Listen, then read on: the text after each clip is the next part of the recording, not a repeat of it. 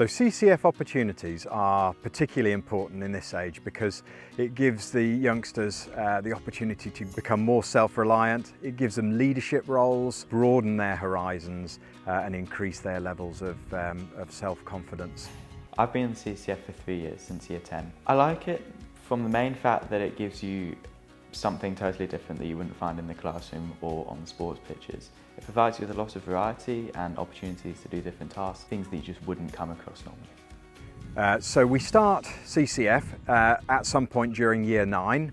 It's entirely voluntary now and they can join one of the 3 service sections that we've got. So clearly that would be the Navy section, Army section or RAF. And then they progress through a syllabus.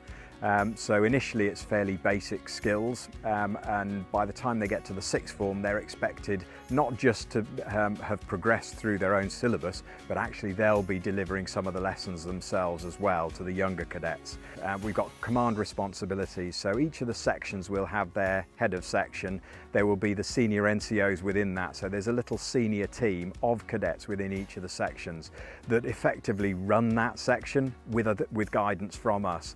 As a corporal, that means that I'm in charge of 8 personnel on the ground. So you have 2 fire teams, Charlie and Delta, and I'm in charge of the whole section called Section Commander.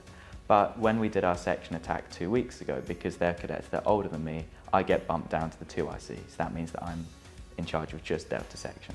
And then the Section Commander and the 2IC work in tandem to get the task done.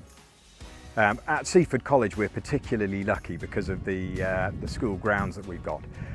So we're able to do everything from individual skills like navigation, around our orienteering course, through to leadership type activities on the climbing wall, as well as fieldcraft activities in the woods and patrolling.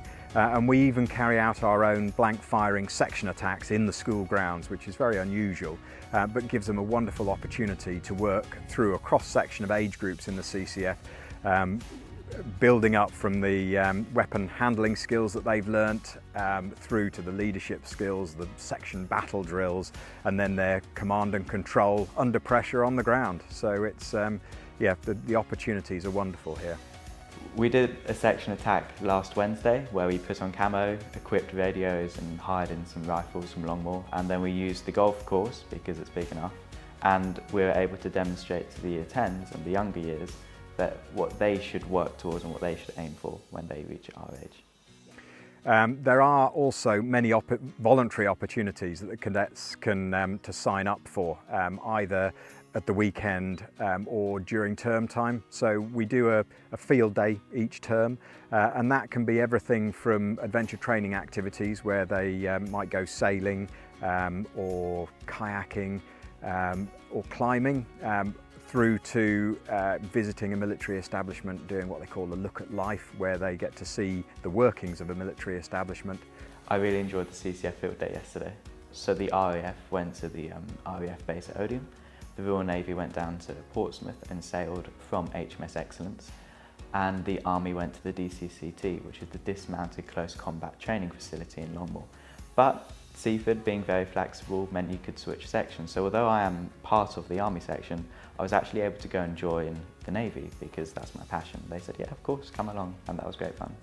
I think my favourites are the adventure training trips. So going sailing for the whole day, that's what we class as an adventure training trip. We run our own camps each year, one of which is an adventure training camp where we go away for a week just in civilian clothing, and we'll do things like kayaking, climbing, coast-steering, abseiling, and do all the fun stuff, which also brings them on in terms of confidence and leadership skills, because we'll always be working as a team.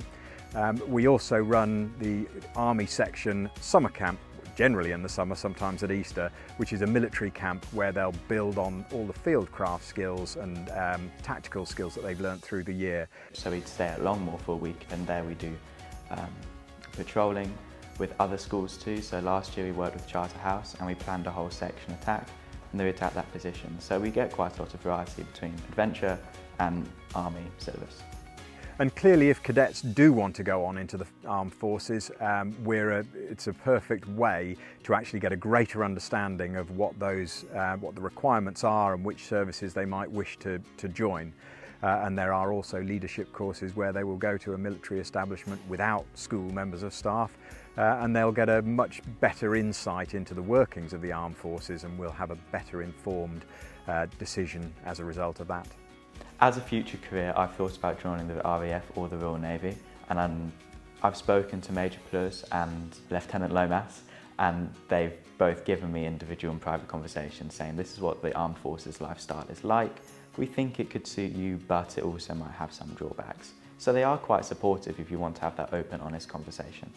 One of the other great advantages we've got at Seaford is we've got a huge amount of military experience within the CCF from a staff perspective. So we're actually not just able to point them in the right direction, but we can give them some first-hand experience on, on what it's actually like and what might suit them as individuals and what direction they should be looking in.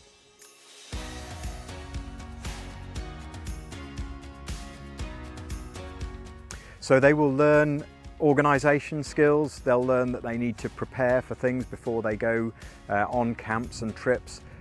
They will gain self-confidence and self-reliance as a result of that. They'll become more outgoing, their leadership skills will be developed. So all the sort of things that an employer will be looking for in the future, we will develop in the CCF, regardless of whether they're interested in going on to serve in the reserves or the armed forces. A lot of self-pride, having my boots polished every Wednesday, very shiny for Remembrance Day. It's just going that extra bit further just to be part of a body that you want to be part of and be proud of the fact that you're part of that body. But I've also learned other things in, I guess, communications, quick reaction decisions. That's really spurred on when you're doing the battle drills, because you need to react very quickly to a changing environment. But if you get it wrong, the CCF staff, they don't tell you off, they don't berate you. They just say you should have done it like this, or they tell you in the moment and give you the chance to redo it. So a lot of confidence too from that. What I love about my job, it's the huge variety. It's seeing the cadets grow. So seeing them join, you can see those that are really, really keen in year 9, but they don't really know what to do with themselves. But by the time they're into the 6th form, you can see how they developed, and it's seeing that development through the years that is, it's just a wonderful thing.